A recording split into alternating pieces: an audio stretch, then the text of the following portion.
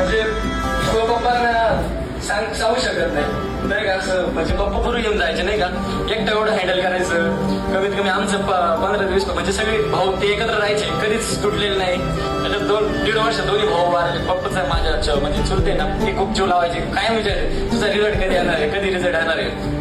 पण त्यांचा नेमकी ऍक्सिडेंट झाला, ऍक्सिडेंट ते वारले. पप्पा का बसून डायरेक्ट हसून गेले. पप्पाला काय म्हणलं आपण सक्सेस झालो, पप्पा त्या दिवशी तरी हसतील पाहिजे नाही का, थोडं तरी घेऊन पप्पाला. आणि पप्पाचे ते मी जे हसू आणलं ना मला, म्हणजे नाही का सगळं मिळवलं. आज मी जे मिळवलं पप्पामुळे मिळवलं.